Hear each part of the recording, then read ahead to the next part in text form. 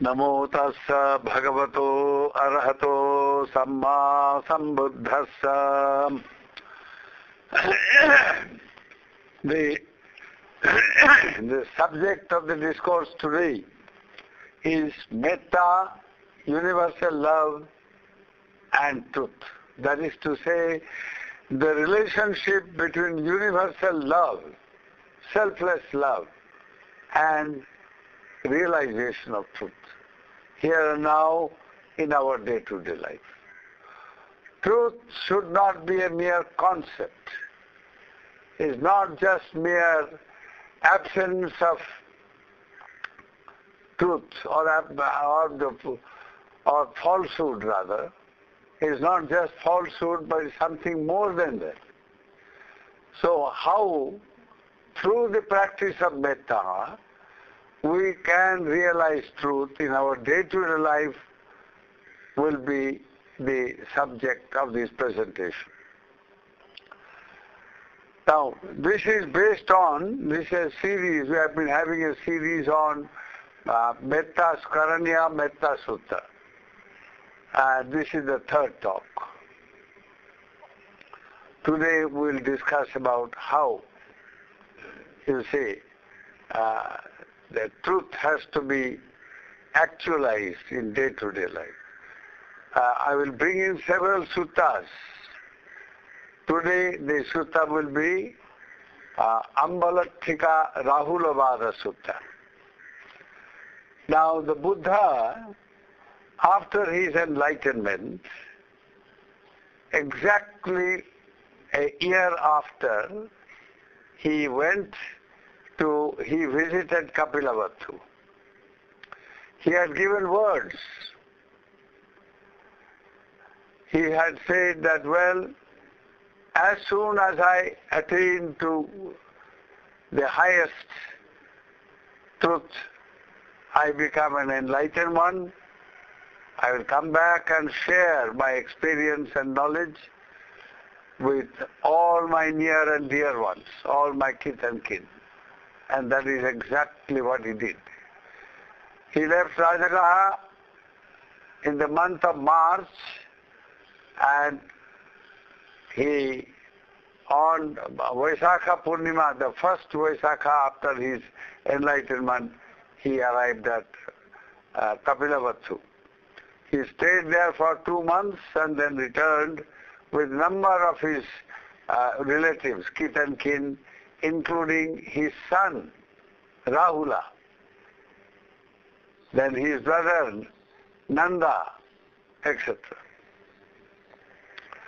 Now, the Buddha returned to the Veduvana in Rajagaha, that is the bamboo grove, and he was staying there in a kutir office which is far away from the center of the monastery, which was very big, and 12,500 monks living there. So Rahula was asked, well, where would you like to stay? He was just 7-year-old. And he said, well, I want to be in secluded, some secluded dwelling. Now, it was strange. Here is a prince at the age of 7. He has enjoyed all the comforts and privileges of royal living in a palace. Now he becomes a novice monk, comes and he wants to stay in seclusion. The example given is that of a thorn.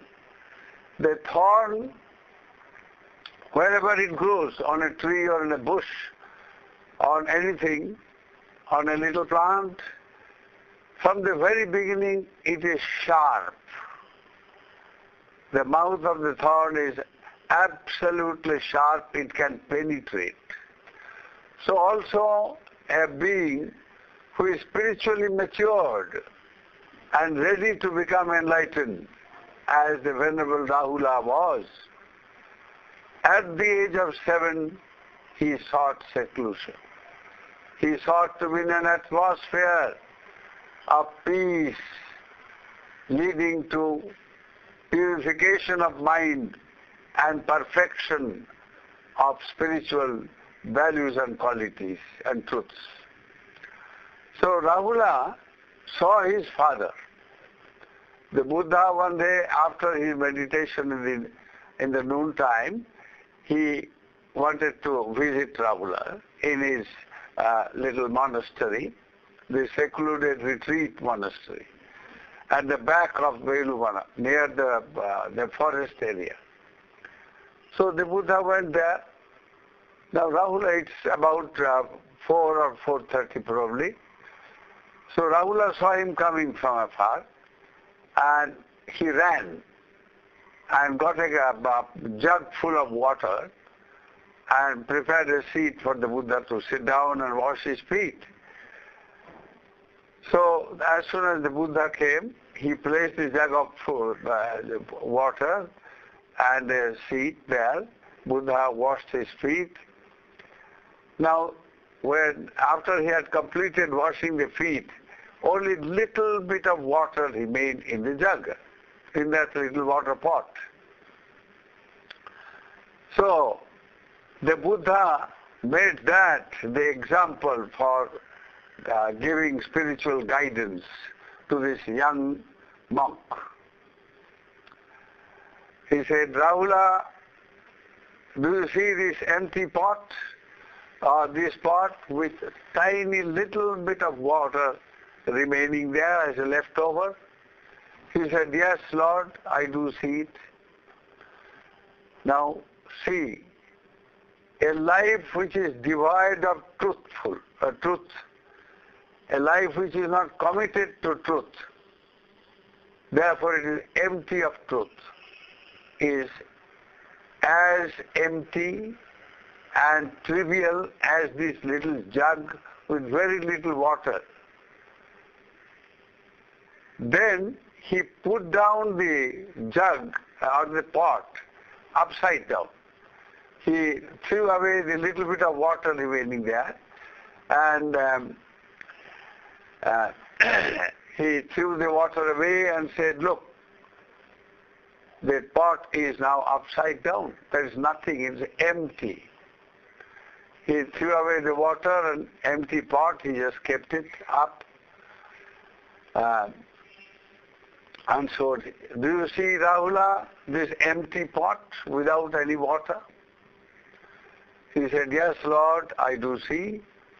He said, a life devoid of commitment to truth is as empty spiritually as this pot. Then he took the pot and placed it upside down. He said, do you see this jug, this pot upside down? He said, yes, Lord, I do see. Then he said, look, when the life is empty of truth, empty of seeking for truth, empty of dedication to truth, then everything in life becomes upside down. Everything becomes topsy-turvy. You perceive everything in the opposite way. Where there is reality, you think it is unreal. You mistake the real to be unreal and the unreal to be real. And everything else becomes topsy-turvy in life. The non-essential becomes important, the essential becomes unimportant. The reality is missed and the unreality is emphasized. This is what happens in life. When one does not commit oneself to this search for life, seeking a search for truth, seeking truth in life, when one does not do that, one can never actualize the ultimate truth, can never realize the ultimate truth. The ultimate truth, the search for the ultimate truth or realization of ultimate truth starts with here and now, day-to-day conduct of life. So this lesson went deep in the young monk Rahula, and he says, from now on be careful, Rahula, never be untruthful. Never utter one untruthful word. Because truthfulness only shows that you are committed to truth. And truthfulness does not mean only not telling lie, but it means many things. Now, for instance, metta is practice of truthfulness in one way. In metta, what is it? Metta means universal love or loving kindness. Now, what is it that we are seeking by practicing metta?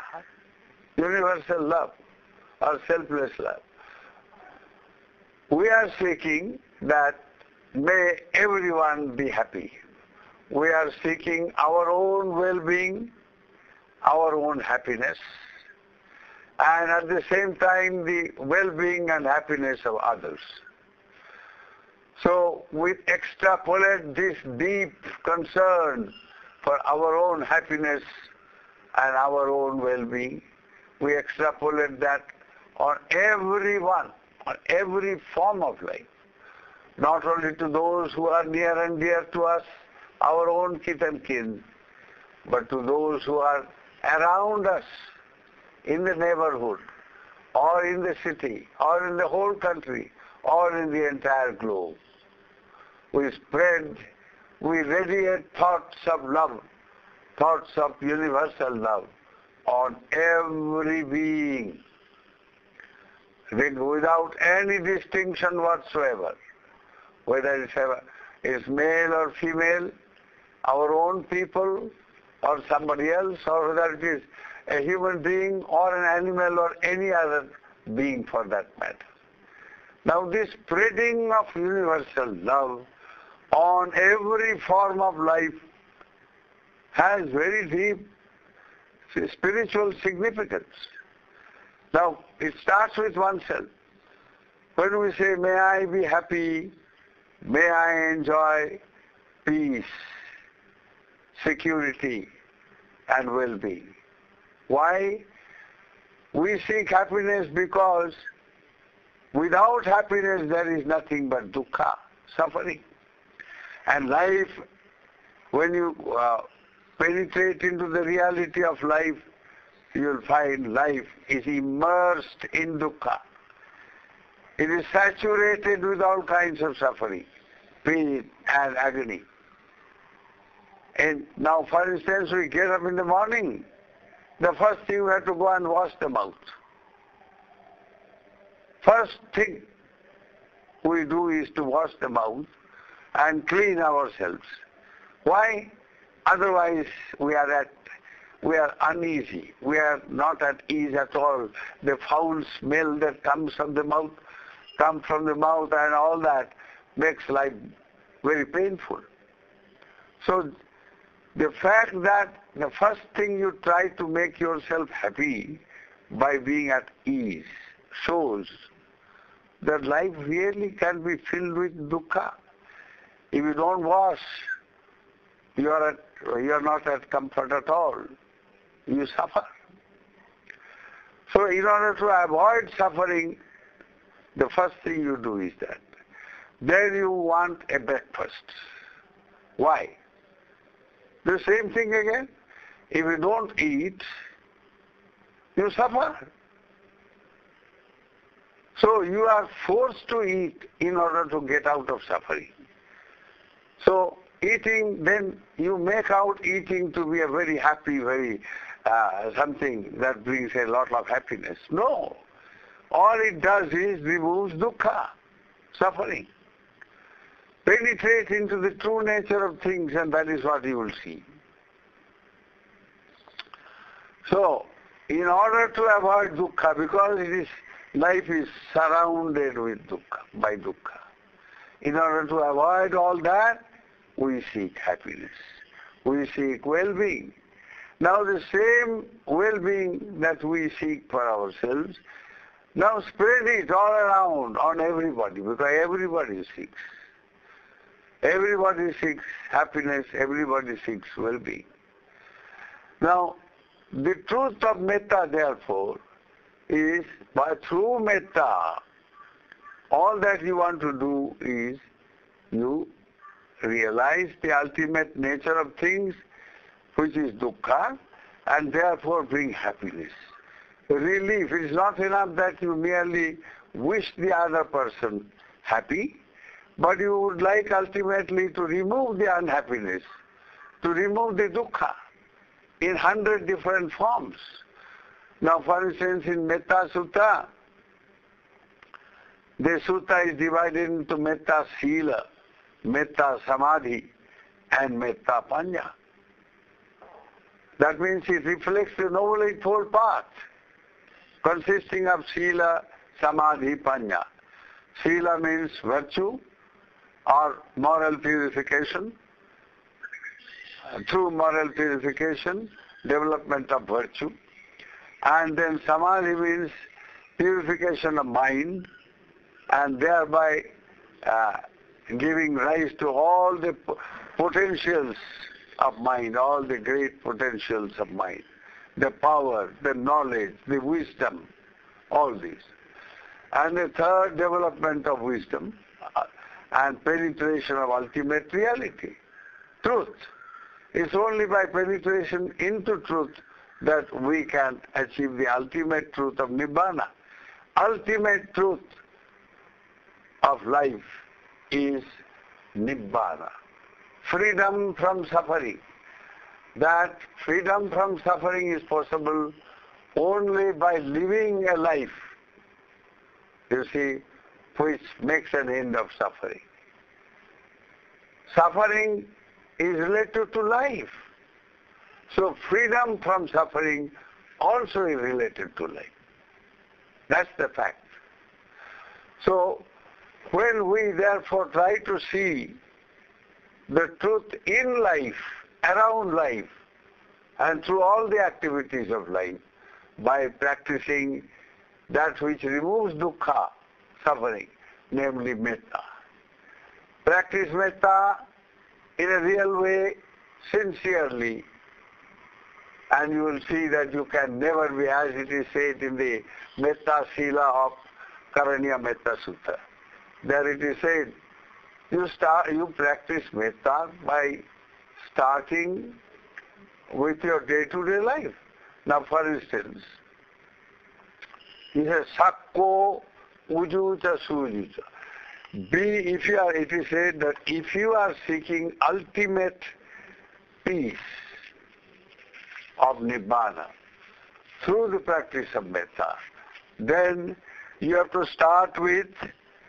first become very able, very competent, very efficient, because if you are not efficient and competent, you bring suffering in yourself and in others. In order to avoid suffering, and in order to bring happiness in oneself and in others, you see, practice that. Now Buddha told Rahula on that particular occasion, he says, Rahula, in order to avoid, you see, making life be a trivial thing or an empty thing or a topsy-turvy thing, making life meaningful, all that you need do, Rahula, is whatever you want to do, I mean bodily action or verbal action or mental, whatever you want to do, whatever you want to say, whatever you want to think, before doing that, before doing or saying or thinking, just ask yourself, this action that I want to do or I want to say or think, will it lead to my own well-being or the well-being of the others or the well-being of all? Now that is the criterion. Before you do something, you are thinking of well-being. Whether this thing that I want to do or say or think, whether it will promote my own well-being and the well-being of my dear ones, near ones, friends and others, and well-being of everybody. Now, if you do that, then every action becomes a universal love-oriented action. So then it's not enough that before you do you think that way or you examine, but while doing also you do the same. While you are actually saying something or doing something,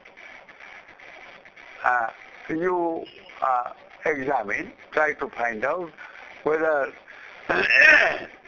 this is right, whether this is going to promote my well-being and the well-being of others. Then after you have done, said or thought, you again examine, find out whether what you have already done or said or thought really promotes your well-being and the well-being of others. So this was the instruction in Rahulabhada Sutta. Now that shows that metta is the very heart of spiritual life, is the very heart of the search for ultimate reality. So to really lead a spiritual life by means of the Noble Eightfold Path of Sila, Samadhi and Panya, it is absolutely necessary that one must start with Metta Sila. Putting Metta into day-to-day life. In so many ways, as in the Metta Sutta it is said, that be competent in whatever you are doing, in your day-to-day life, whatsoever, whether you are a doctor or an engineer or a housewife or anything, let whatever you do, do it effectively. Do it efficiently and be competent about it so that it helps you, it helps others. Similarly, be honest and absolutely upright. Because only by being honest and upright can you be truthful and can you be committed to the pursuit of truth in your day-to-day life, leading to the realization of ultimate truth. So, honest and upright, then be gentle in speech. Only by being gentle and not harsh and tough that you can practice metta. Metta is practiced only by means of being gentle, being not tough and harsh. It's not enough that we merely avoid telling lies, but what is behind lies also has to be understood. By being rough and tough, we hurt others, we hurt ourselves. So similarly, you see, whatever we say gently, kindly, truthfully, and to promote our own well-being and the well-being of others. And then the first lesson in metta is to be meek, not arrogant, not being egoistic. A person who is given to arrogance and egotism invariably becomes involved with anger, hatred, resentment, on all these negative qualities. And they are the very opposite of metta. The opposite of metta is hurting others. Opposite of metta is being rude and all that. So, in Metta Sutta, the Buddha delineates very clearly how we should practice metta in our day-to-day life. He said, in order to practice metta, a person should be contented, santush sakocha subharocha, or he should be easy to support. By being contented, you promote your well-being and the well-being of others. By being easy to support, you promote your own well-being and well-being of others. And by doing so, you are touching at the very heart of truth. Nobody wants dukkha. Everybody seeks sukha. So by promoting sukha of oneself and others, one avoids dukkha, one's own dukkha and the dukkha of others. Similarly, by one promotes metta as a metta sila by not being very busy. A busy body does good to nobody in the world. A busy body harms oneself and harms the others. So it is better to be just stick to a few tasks and do the thing well and with a heart filled with metta. Now this is metta sila, practicing metta in the form of day-to-day conduct or a virtuous action. Similarly, simple living is the best way of promoting metta. A complicated life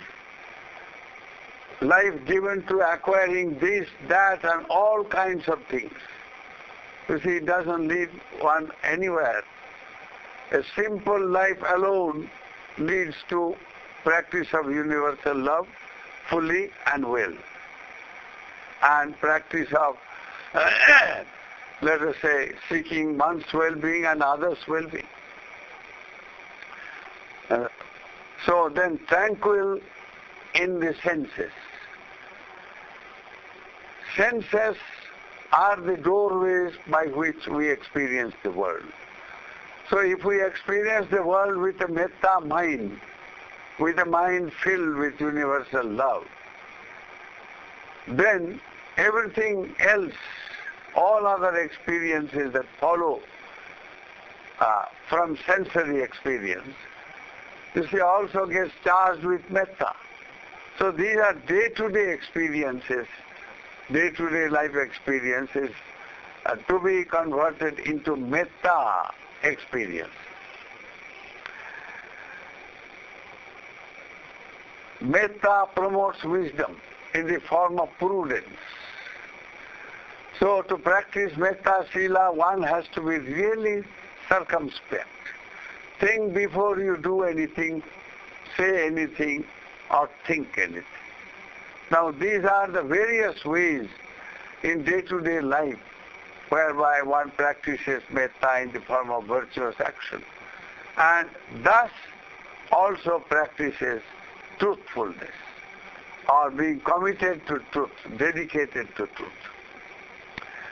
If a person is brazen, shameless, that person can never realize truth, because that person can never practice metta in that way.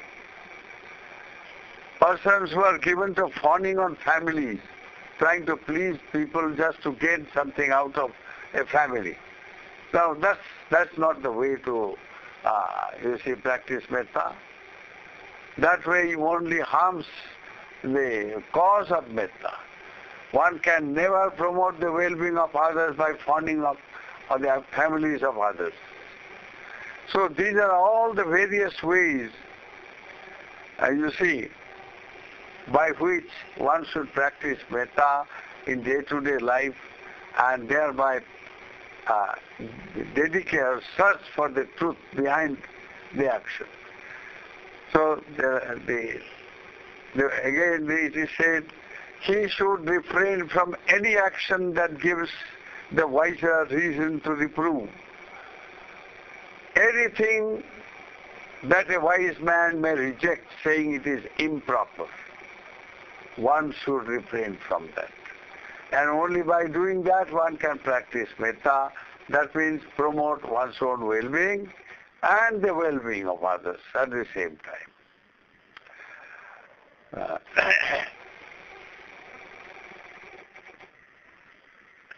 Now, in this sutta, 15 specific actions are given as metta actions.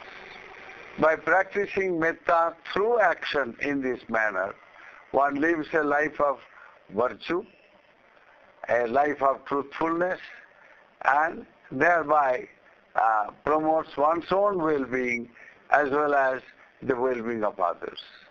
So this is the first part of the Karaniya Metta Sutta, dealing with Metta Sila. And in the next discourse, we shall take up the other part, which is Metta as a meditation. Practice of Metta as a meditation, which brings about purification of mind and thereby gives rise to all the potentials of mind, all the good things that the mind contains. In order to activate all those potentials of good things of life, one has to purify the mind.